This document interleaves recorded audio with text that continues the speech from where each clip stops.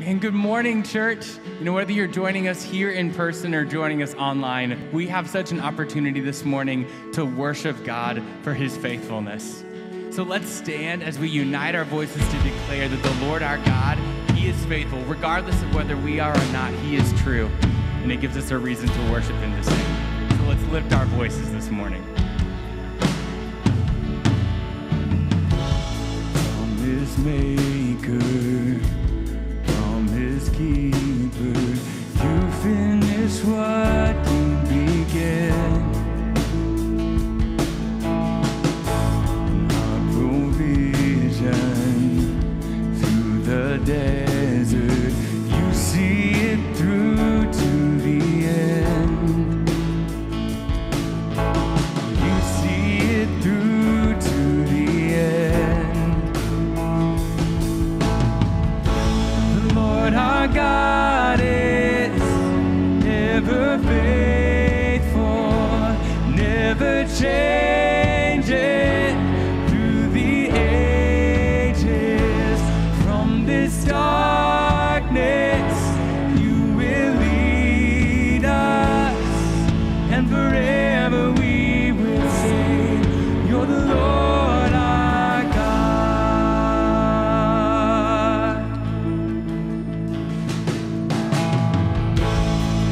In the silence, in the waiting, still we can know you are good. All your plans are for your glory. Yes, we can know you are good. He is good. Yes, we can know you are good. Lord our God is ever faithful, he's never changing through the ages. From this darkness you will lead us, and forever we will sing, you're the Lord our God.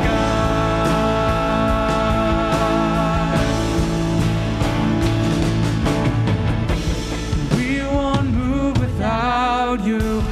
We won't move without you. For you're the light of all and all that we need. Let's sing that again. We won't move without you. We won't move without you. For you're the light of all and all that we need. We won't move without you. We won't move without you. You're the light of all and all that we need. God, we're in your hands. We won't move without you. We won't move without you. You're the light of all and all that we need. Yeah. Lord our God is ever faithful, he's never changing through the ages. And from this darkness you will lead us, and forever we will sing, you're the Lord our God. And forever we will sing, you're the Lord our God. And forever we will sing, you're the Lord our God. Let's lift up an offering of praise to our God. Amen. He's worthy of our praise. Let's continue to sing together. We're heaven-spun creations, his pride and adoration, treasures woven by his love.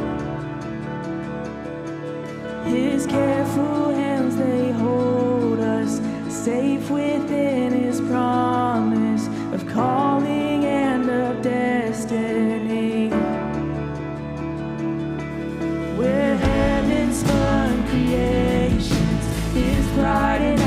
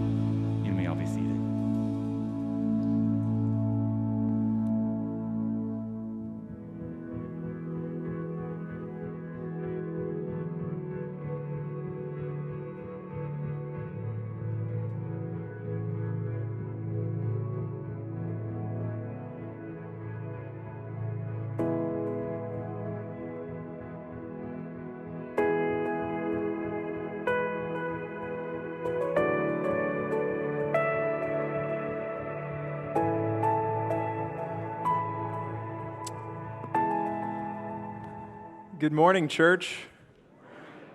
Oh man, it's so good to worship together this morning. My name is Tyler Hensley.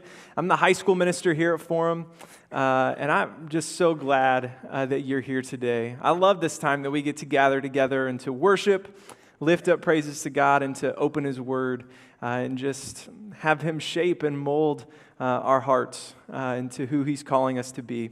And so if you're here in person or joining us online, we're so glad that you're here as we start week 2 of our series, Meaningful Mistakes. I love that sermon intro video that we have because I think we've all been there at some point in our life, right?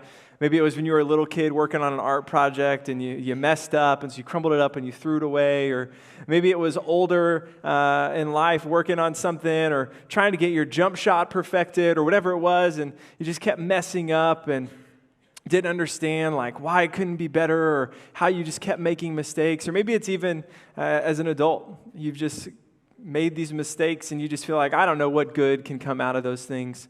But I love that image of the dad picking up that art that the child throws away and sees it as this meaningful thing that can be seen and used by the Father. And I think that is such a good representation of our lives. How we have these moments of great faith, but we also have these moments of mistakes. And so this series comes out of a really popular part of the New Testament. It's in Hebrews chapter 11. It's often referred to as the Hall of Faith. And it is these stories of people from the Old Testament that would have been passed down for generations about this great, amazing faith that they had. Despite the obstacles they faced and the trials that were ahead and the wars that they fought and everything that went around, they were able to have this great faith that was credited to them. And so the author of Hebrews just kind of lays out a bunch of these people for us, names that sound really familiar like Abel and Enoch and Noah and Abram and Sarah. And we're going to look at even more of those throughout this series. And we could probably think of people in our lives that we see as almost like a hero of the faith. They might not be mentioned in Hebrews 11. Maybe it's a grandparent, a parent, a neighbor, a coach, a friend. But they had this faith that just seemed to be unwavering, that no matter what happened, no matter what life threw at them, they were able to have this great faith. And those things can be really encouraging to us to press on, to keep going, to continue to follow after God. But what we see in these heroes and these stories of faith is that, yes, they had some amazing faith, but they also made some mistakes along the way, or people around them made mistakes that impacted them. And that's what Bradley really showed us last week, is that the heroes of the faith, they're wonderfully flawed, which is kind of a funny saying, right? Like, it's wonderful that they're flawed. But it's a good reminder to us of that our mistakes don't leave us exempt from what God's going to do. The mistakes that we've made don't then keep us from God working in our lives.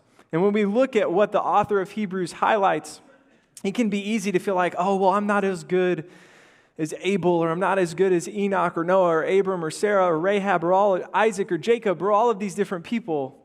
But when we look deeper into their story, what we really see is that this hall of faith could just as easily be called a hall of mistakes. And that our story is a lot like theirs.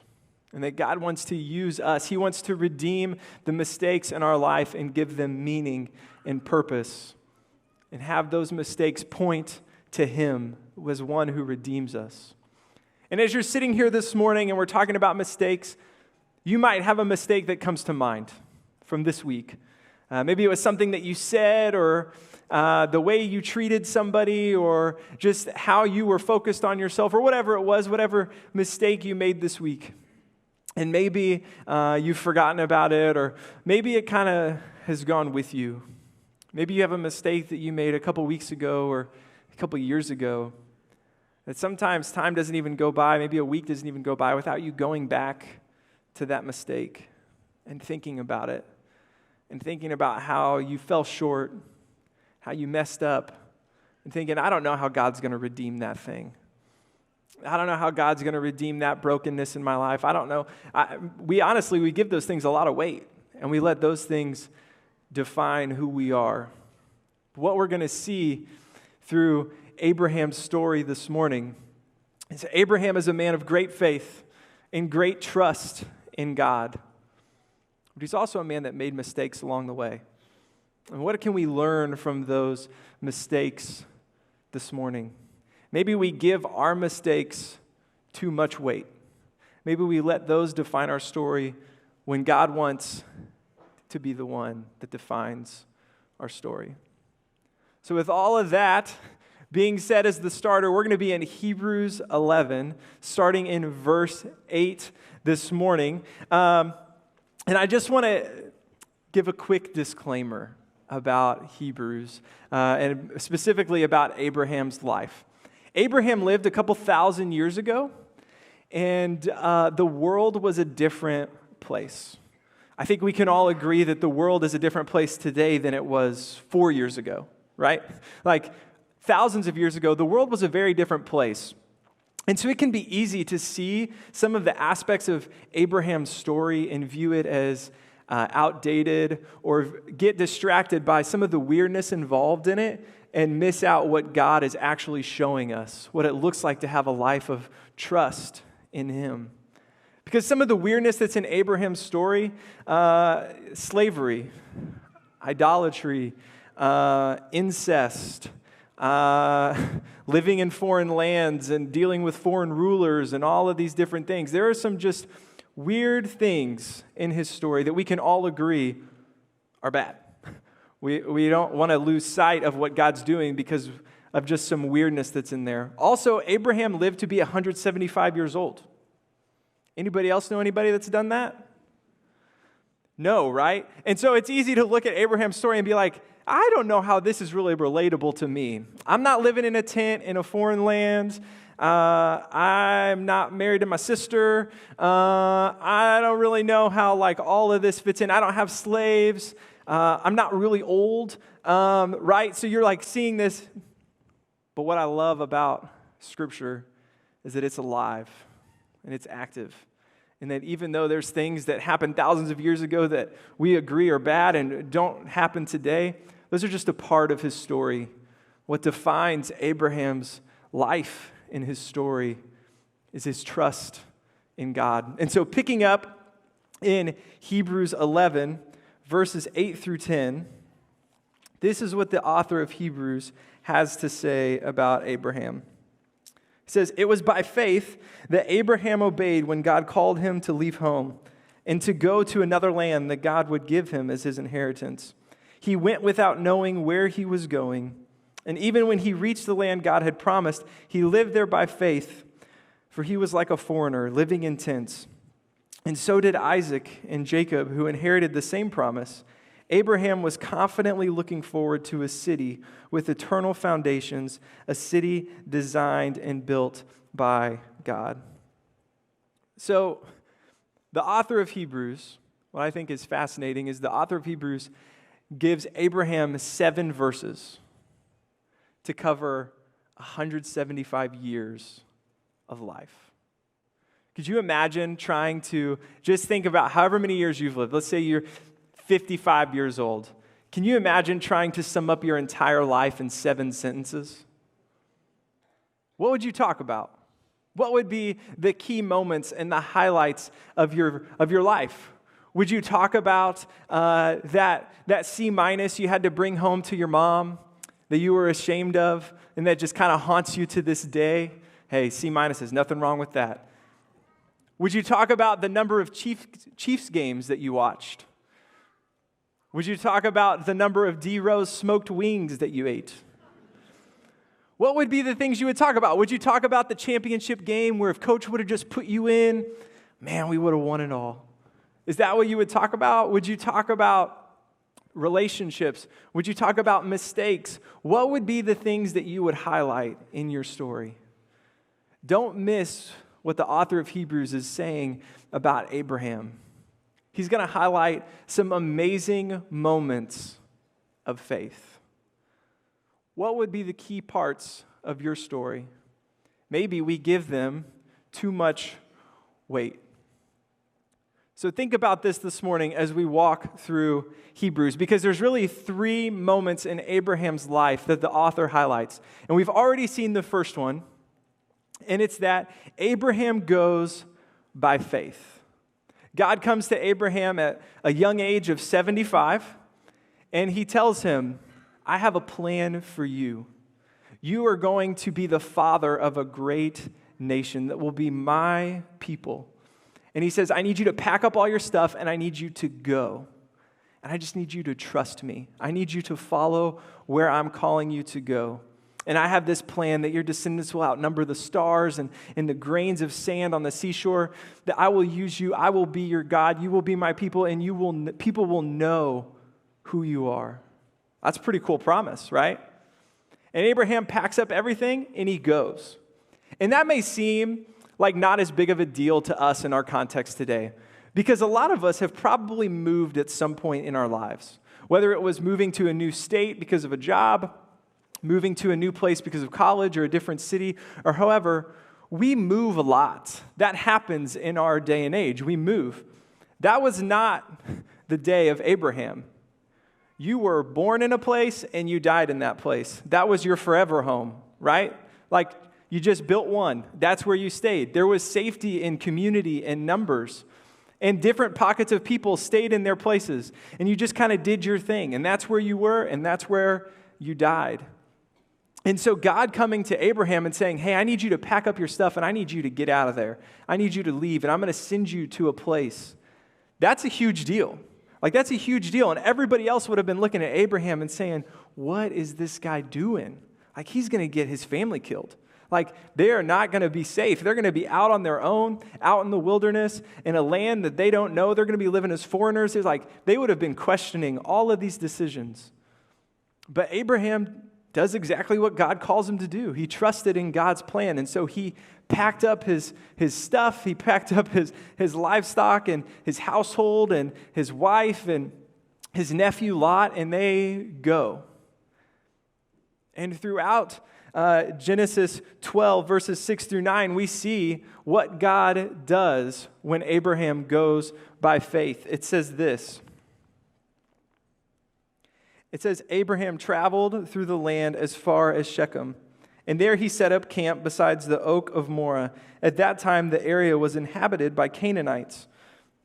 Then the Lord appeared to Abram and said, I will give this land to your descendants. And Abram built an altar there and dedicated it to the Lord, who had appeared to him. And after that, Abram traveled south and set up a camp in the hill country, with Bethel to the west and Ai to the east. And there he built another altar and dedicated it to the Lord, and he worshiped the Lord. And then Abram continued traveling south by stages toward the Negev. So Abram continues to go by faith. And that's another weird aspect of his story. If we say Abram, we mean Abraham. Same person, 2 names. God gives him a new name. Same with Sarah. She gets a new name. God's doing all this stuff in his life where he's going. God tells him to go, and so that's what he does. And he travels, and God sends him to these different places. And even though they're inhabited by different people, Abraham trusts that God's going to do what he says. The author of Hebrews says that Abraham believed that God was going to fulfill all of these promises. You can probably think of some moments in your life where you believed full-heartedly that God was going to do what he said he was going to do. Whether that was a job, or whether that was him providing for you in a tough season, or calling you to take this bold step in faith, whatever it was, like, you believed that God was going to do that, just like Abraham. And you went and you did those things. And all along the way, God continued to show up. God continued to speak. Abraham built altars and worshiped God for all that God had been doing. But maybe you could think of a time where you had moments of doubt.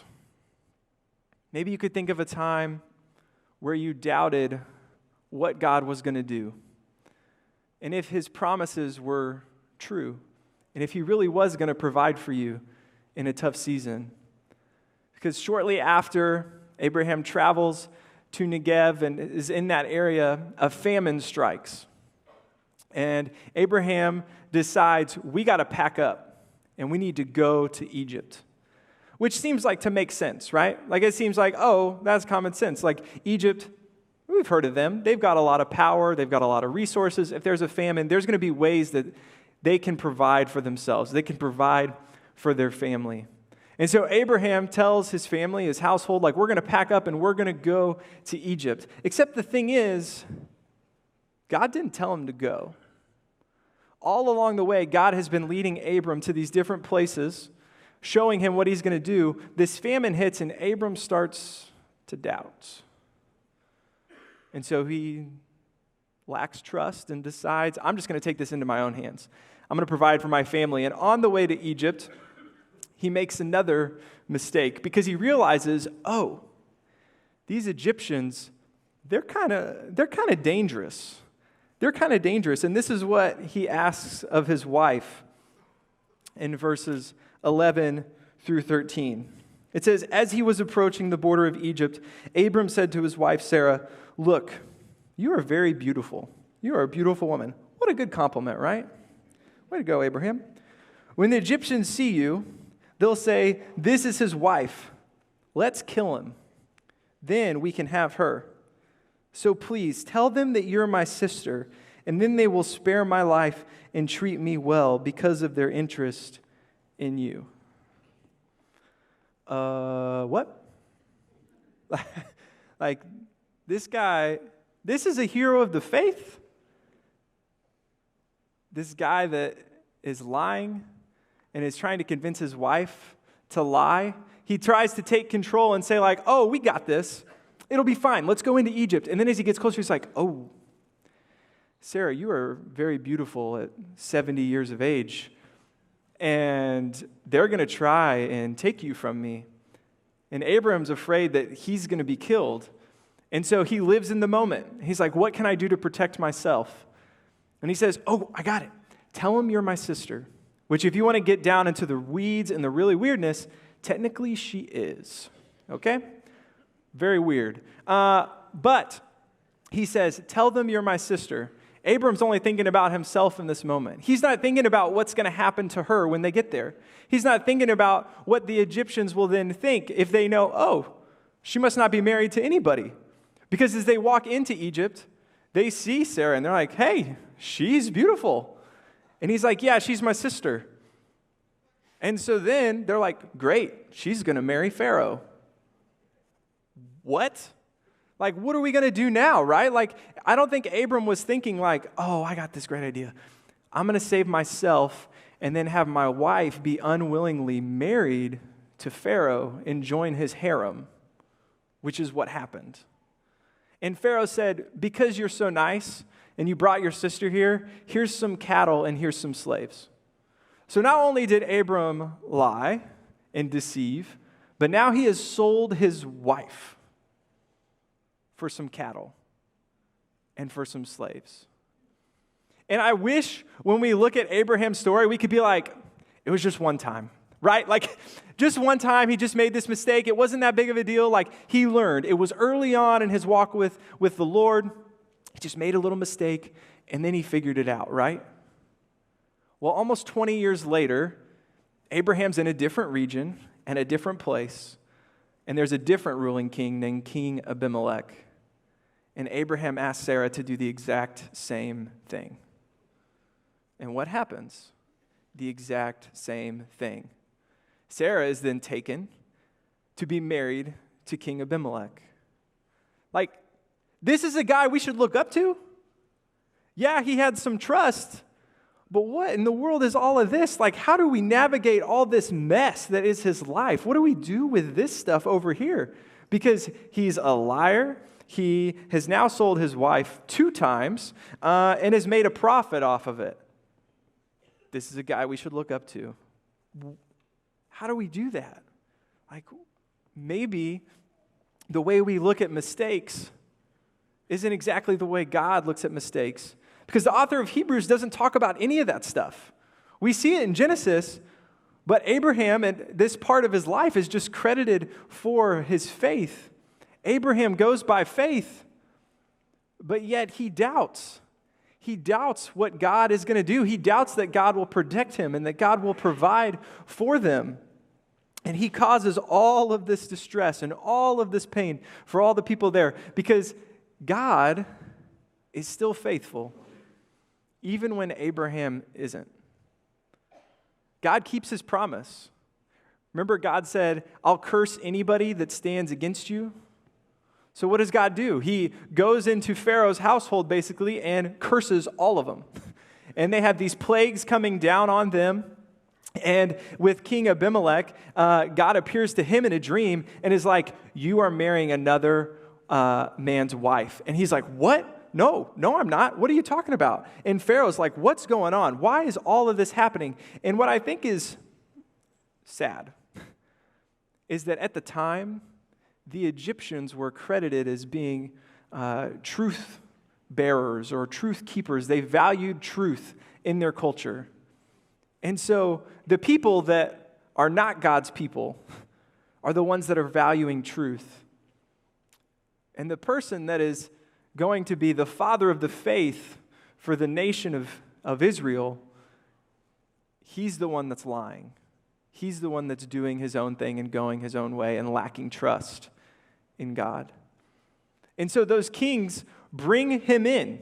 And they're like, why would you do this to us? Why would you wish this upon us? Like, my whole household is plagued. King Abimelech's like, I think God's going to kill me. Like, he came to me in this dream. Like, thankfully, I didn't touch her. We don't really know what happened between Pharaoh and Sarah. That's a whole nother issue, right? Like, bad stuff. And all Abraham responds with is, I was afraid you were going to kill me, so I lied. He lacked trust in what God said he was going to do and God's promises. But the author of Hebrews highlights this great faith that he had and how he was looking forward to this eternal city and all of these promises. Look at the key moments in your story. Would it be moments of faith or would it be moments of mistakes? Maybe the mistakes that we let define us, maybe they don't hold as much weight as our moments of faith. Maybe that isn't what God sees. So Abraham goes by faith, but he doubts. And even though Abraham is unfaithful, God is faithful, and he keeps his promises. And King of Pharaoh sends them out. He gives them an escort, and he's like, get out of here. Go somewhere else. King Abimelech's like, I guess you can stay, but get her out of my house. And so, they're continued. God keeps his promises. So that's key moment number one, right? Abraham was faithful, but yet he still doubted. The second key moment that we're going to see in his life is that Abraham and Sarah trusted. When God brought them this promise that he was going to build this great nation through them, there's one problem. Sarah had never had kids. She was barren. And they're pretty old at this point, 75 years old. And God gives this promise that I'm going to give Sarah a child. And what we see is in Genesis 16, 1 through 15, and in Hebrews 11 and 12, it says that Sarah lived by faith. It says, it was by faith that Sarah was able to have a child, though she was barren and was too old. She believed that God would keep his promise, and a whole nation came from this one man who was as good as dead, a nation with so many people that like the stars in the sky and the sands on the seashore, there was no way to count them. And so God continues to show up and tell them, hey, I am going to give you a son. I am going to give you a son.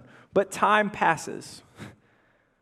Time passes, and they maybe have moments of great faith where they believe, but they also have some moments of doubt and waiting. Have you ever had to wait for something before?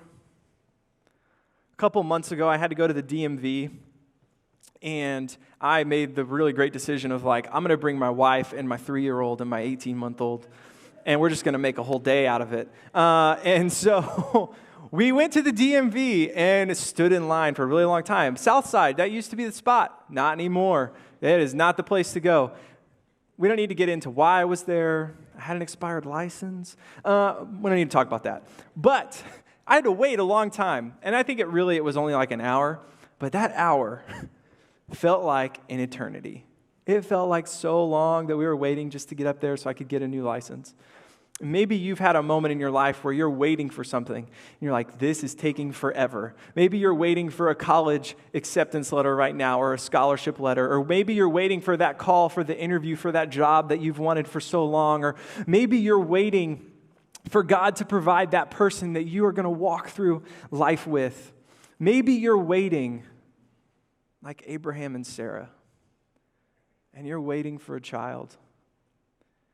And there's moments in that waiting where you have great faith. And you're like, I know God is good. I know He can do anything. I know He has my best interest in mind. I know He's going to provide for us. And we see those moments in Sarah's life where she stands strong, where she is faithful to what God has promised, where Abraham is strong and is faithful to what God has promised. But then doubt starts to creep in. 10 years of waiting. 10 years of waiting for that child that God has promised to come. And Sarah starts to wonder, did God really mean me? Was God's promise about me? Or was it just about Abraham? And she starts to doubt. What do you do when you start to doubt God's promises? Where do you turn? What are your first thoughts when you start to wonder if God really means that He loves you, if God really means that He's forgiven your sins, if God really means that He's going to provide for you, if God really means that He has your best interest in mind? Sarah, in her moment of weakness in Genesis 16, goes to Abraham and says, I don't think this promise is about me. I don't think it's about me. So why don't you go and why don't you sleep with my servant? Maybe she can give you a son. And Abraham goes. And that's what he does. They had this moment of trusting in what God was going to do, but they made a mistake. And it caused a ton of distress and a ton of problems for generations to come. Because Hagar did get pregnant. And she had a son, and they named him Ishmael. And it caused this huge divide between Sarah and Hagar, to where Hagar basically had to run away and live in the desert with Ishmael, grow up without a dad, live in this place. Ishmael wasn't a part of God's plan. Abraham and Sarah, they tried to take matters into their own hands. They thought they knew what was best, and there were tons of consequences for it. But they couldn't see that in the moment. In the moment, they were just unsure about what God wanted to do and how He was going to use them. And Ishmael became the father of the Ishmaelites, and there were issues of division and strife between them and God's people for generations. And Ishmael is credited as one of the ancestors of Muhammad from the Muslim faith. Like, Abraham and Sarah made a big mistake.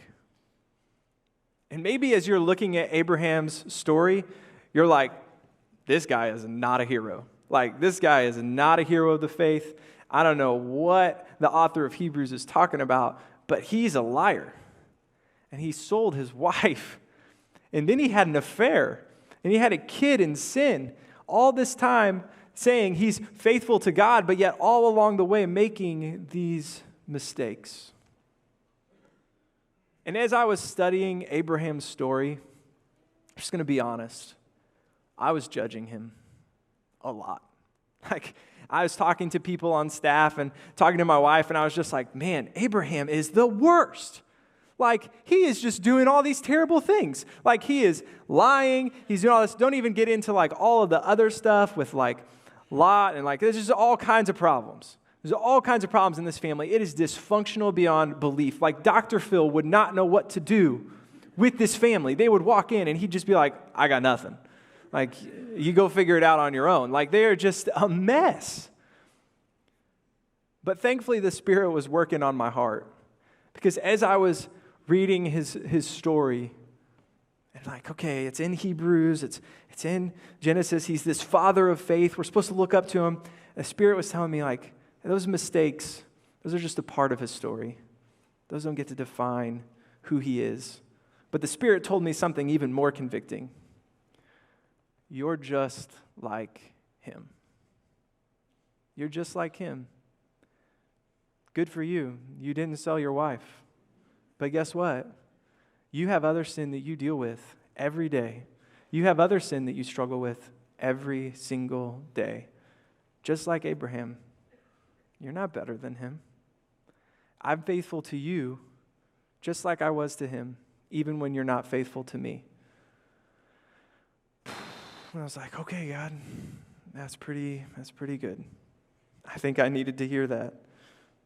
And before we are so quick to judge Abraham and Sarah, I think we should look at what this last point was, because all throughout his story, we see that God is still faithful, even when they weren't. And this last key moment that the author of Hebrews highlights is that Abraham surrenders to God. Abraham fully surrenders to God. And we see this highlighted in Hebrews 11, verses 17 and 18. It says, "It was by faith that Abraham offered Isaac as a sacrifice when God was testing him. Abraham, who had received God's promises, was ready to sacrifice his only son Isaac, even though God told him, 'Isaac is the son through whom your descendants will be counted.' Abraham reasoned that if Isaac died, God was able to bring him back to life again. And in a sense, Abraham did receive his son back from the dead." Can you imagine being Abraham in this moment? Can you imagine, like, you finally have your son? Despite the brokenness, the mistakes, the hurt along the way, God still gives Sarah and Abraham Isaac when Abraham's 100 years old, and they have Isaac. And you got to think, like, this is the moment. Like, I've arrived. Like, I have my son. I've dreamed of this for so many years, and I finally have him. And then God appears and says, "Hey, you know that son Isaac? I want you to surrender him to me. And I want you to sacrifice him to me." Just based on looking at Abraham's story, you would think he'd be like, "Peace out. I'm running the other way," right? Because in these moments where God has called him to live by faith, what has he done? He's had moments of great faith, but he's also had moments where he totally lacks trust in who God is and what God's going to do. And so I would have thought, oh, Abraham's running for the hills. Like, he's not going up on that mountain. He is not going to sacrifice his son. But in this moment where God asks him to surrender everything, Abraham does that. He sacrifices everything in this moment. And in Genesis 22, verses 6 through 8, we see this conversation between Isaac and his dad. It says that Abraham grabs the wood and puts it on Isaac's shoulders, and Abraham's got the knife and the flame, and they're walking up the mountain, and Isaac says, "Hey, Dad." He's like, "Yeah." He's like, "We got the wood, and we got the flame, and we got the knife. There's no sheep. There's no sheep here to sacrifice." It's a pretty valid question, right? It's pretty observant. And Abraham looks at his son, and he says, "God will provide the sheep that we need." Man, how is it in this moment, like when God's asking him to give up everything, he's having this great moment of faith, and in other times where it's like, God was there. God was right there with you the whole time. Like, how did you mess up so bad? And I can't help but be reminded of my own life. And maybe you think of moments in your life, moments where you did have great faith. Maybe you finally said yes to come into church. Someone had inviting you for so long. You finally said, "Okay, I'll go." And God worked in your life, and that was a catalyst for you surrendering your life to him. Or maybe you had this moment of great faith of saying, like, money's tight right now, but we're going to support these people that are missionaries in Ukraine. We're going to give to that and help them because they're in need, and we believe God's going to provide. Or maybe you see a need in your community or in the church, and you're like, we're going to step into that and help. We're busy. We got tons of stuff going on, but we're going to step into that place. We're going to live by faith in what God's called us to, and we're going to be there. We're going to be the hands and feet of Jesus in that place. Or maybe for you, it was this total moment of surrender, of saying, God, you can have everything. You can take all of it. And you stepped into the waters of baptism in that moment. And you said, God, you can have it all. I'm going to surrender to you. This moment up on the mountain, this is Abraham's full surrender moment, fully trusting that God will provide. And the author of Hebrews says that Abraham believed that even if he had to kill his son, that God could bring him back. Man, what a faith. What a faith to have in that moment of fully trusting in God with the thing that was the most important to him. Abraham surrendered to God, and God is faithful. God is faithful even when we're not. And in that moment, God did provide. God showed up in a big way because Abraham was about to take the life of his son. And God showed up and provided a ram in the bushes, and they ended up sacrificing that. And they named this mountain Yahweh Yireh, which means the Lord provides. Man, what a powerful story of faith. What a powerful example of faith. So when we look at the life of Abraham and what Genesis records and all the nuances and all the things going on, and then we look at the 7 verses that are highlighted in Hebrews that talk about faith, we see Abraham had moments of great trust. He had moments of great trust in who God was. He trusted God that he would provide for them and that he would protect them when they went out, but yet he still had moments of doubt. He's kind of like a pendulum swinging back and forth. He had moments of great trust that God was going to provide a son for him. But as time passed, he had this moment of distrust where he made mistakes. But then God calls him to surrender everything, and he does. And God says, I'm going to keep all my promises. I'm going to do all of this through you because of your great faith.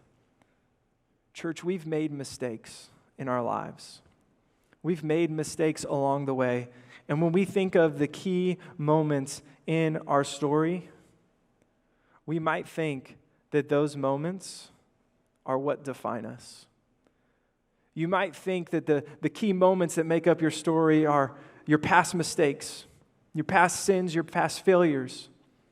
But when God looks at you, someone who is fully surrendered to Jesus, he doesn't see your mistakes. He sees your great faith in who Jesus is. Just like Abraham, the author of Hebrews sees this great faith that he had. So what are the key moments in your story? What are the moments where God redeemed those mistakes, where God showed up in a way that nothing else could have done, where God did the impossible to redeem you? What can we learn from Abraham? We can learn that God is faithful, even when we're not. And so this morning, what does it look like for you to trust him? What does it look like for you to trust him? Just like Abraham did out in the wilderness, just like they did when God said they were going to have a son, and just like they did when God asked him to give up everything for him. What does that trust look like for us this morning? Because I can tell you that God is faithful, and he is so good. And we see in Scripture that it says that even when we were still sinners, Christ died for us. God sent his son Jesus to the cross for our sins in our place, so that when God looks at us, he doesn't see the brokenness. He doesn't see the dirt. He sees a new creation. What does it look like for you to trust that that's how God sees you? Let's pray. God, you are so good, so humbled by your love for us and the ways that you are faithful even when we weren't. God, I'm sorry for the ways that we've held on to our mistakes and our past, and we let those things define us when you clearly show us, God, that you are what defines us. You bring meaning to those mistakes. God, help us live a life of faith like Abraham. Help us put our trust in you, that no matter what you're calling us to, God, that we will follow. Even if we don't know where the road goes or where the path will take us, God, give us the faith to trust in you. God, give us the faith to stand strong when those doubts come in those moments of weakness, God. God, give us the faith to trust that you're going to use us, even when the enemy is trying to tell us that the promises aren't for us and that we're not good enough and that you're not going to use us. God, thank you for loving us and being faithful, even when we're not. God, give us the faith to surrender everything for you. God, you're so good.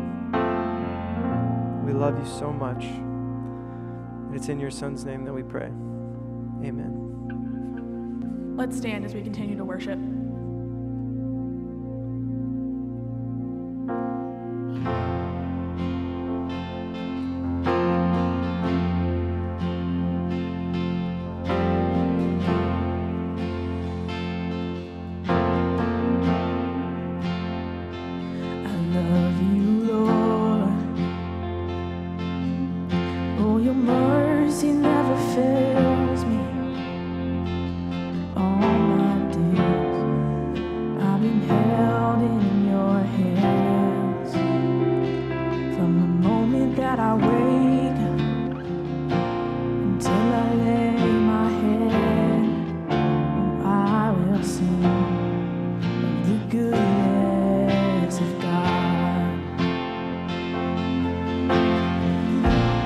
All my life you have been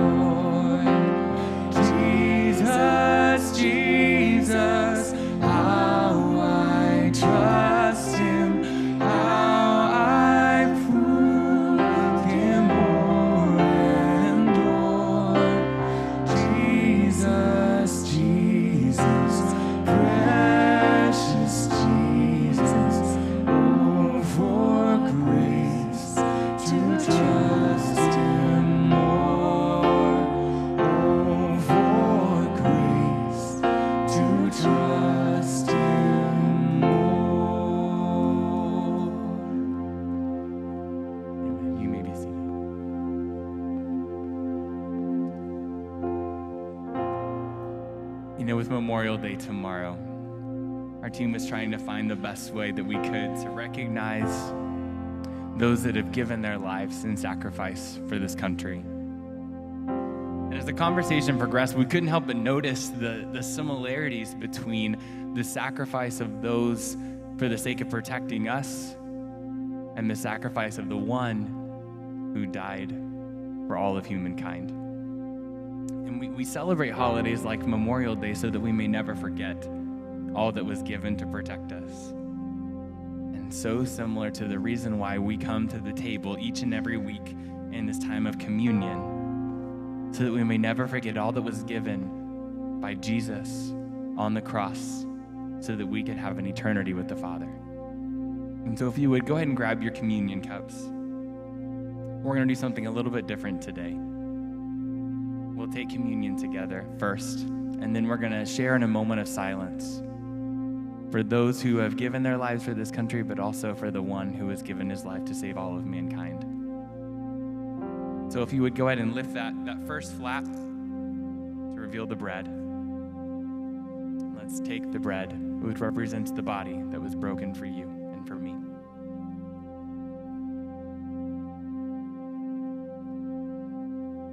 Now you can go ahead and reveal the juice by lifting the second flap. He says, drink this in remembrance of the blood that was shed for you and for me.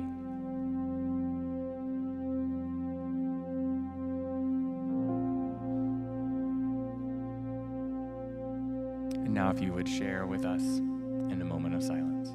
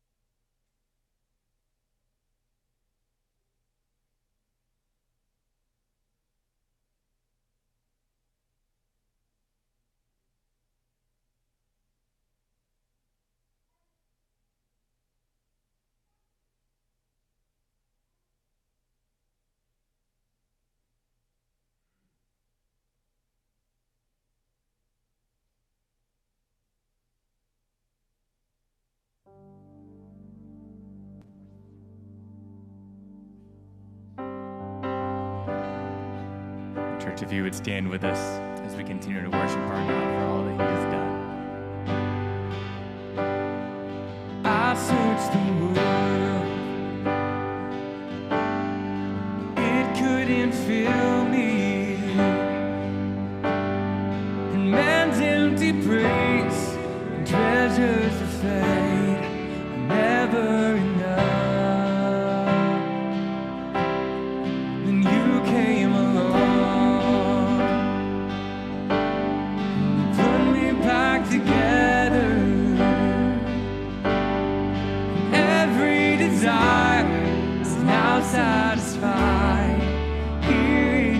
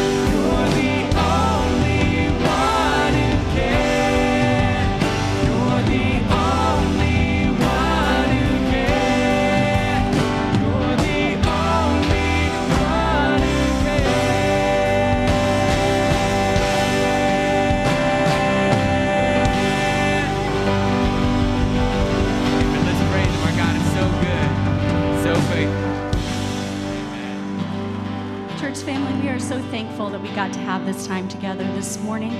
As we go about our weeks, let's tune our hearts to the faithfulness and the goodness of God. And we'll see you next Sunday.